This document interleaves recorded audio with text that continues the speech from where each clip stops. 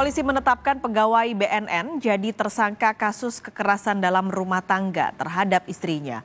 Walau jadi tersangka, suami pelaku KDRT tidak ditahan. Lalu bagaimana jaminan keamanan terhadap korban? Tindakan kekerasan dalam rumah tangga yang dilakukan pegawai Badan Narkotika Nasional AF berakhir ancaman pidana. AF jadi tersangka setelah penyidik dari Polres Metro Bekasi Kota melakukan gelar perkara dan memeriksa saksi-saksi serta hasil pemeriksaan dokter forensik. Polisi juga mengantongi barang bukti, buku nikah dan flash disk rekaman CCTV kekerasan terhadap korban. Nah, atas dasar ini korban meminta kepada penyidik untuk melanjutkan kembali perkaranya dan saat ini sudah ditetapkan sebagai tersangka. Dan jadwal pemeriksaan tersangka pada hari Jumat minggu ini tanggal 5 Januari 2023 sekitar pukul 10.00 di ruang penyidik Satreskrim Polres Metro Bekasi. Ya, jadi pertimbangan penyidik kenapa tidak dilakukan penangkapan karena selama ini tersangka kooperatif. Akibat kekerasan yang dialami, sang istri YA kini mengalami trauma. Korban YA mengaku sering dianiaya, bahkan diancam dibunuh oleh pelaku tanpa alasan yang jelas. Kekerasan yang ia alami pun kerap dilakukan di depan anak-anak mereka. Meski sempat rujuk dan memberikan kesempatan kepada suaminya, korban kembali mendapatkan KDRT berulang kali. Peristiwa KDRT diketahui terjadi sejak tahun 2021 hingga 2023. Saya sangat trauma dan sekarang dua anak saya sama suami, saya cuma minta untuk Komnas Perlindungan Anak dan Komnas Perempuan bantu saya dalam kasus ini karena biar bagaimanapun sepertinya suami saya harus diperiksa deh kejiwaannya karena dia sudah berani melakukan tindak KDRT di depan anak-anak. Sementara itu, AF, suami korban yang kini telah ditetapkan jadi tersangka, dipastikan merupakan pegawai kantor pusat Badan Narkotika Nasional Republik Indonesia. Kepala Biro Humas dan Protokol Badan Narkotika Nasional Republik Indonesia, Brigjen Sulistyo Pujo Hartono mengatakan, AF berstatus sebagai pegawai aparatur sipil negara atau ASN dan bukan anggota Polri. AF kini tengah diperiksa inspektorat.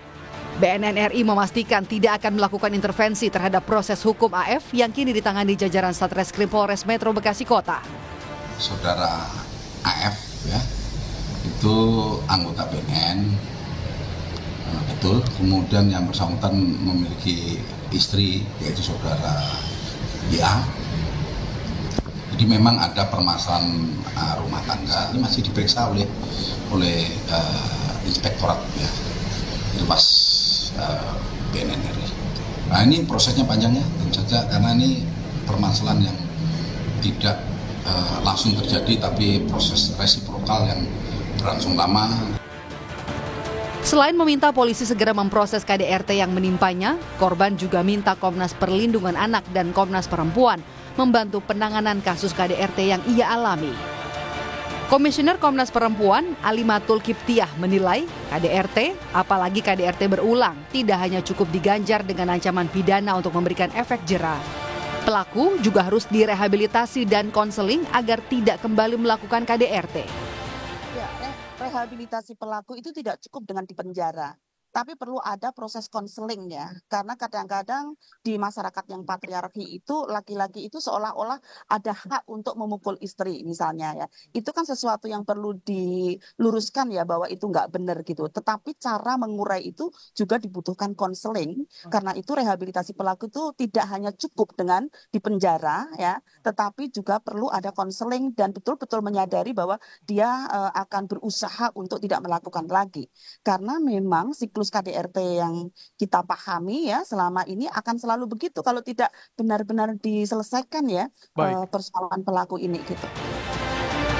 Walau telah ditetapkan sebagai tersangka, polisi belum menahan AF dengan alasan tersangka bersikap kooperatif. Sementara korban dan anak-anaknya kini tinggal pisah rumah dan korban diminta kembali melaporkan ke polisi jika ada tindak KDRT yang kembali terjadi. Tim Liputan, Kompas TV.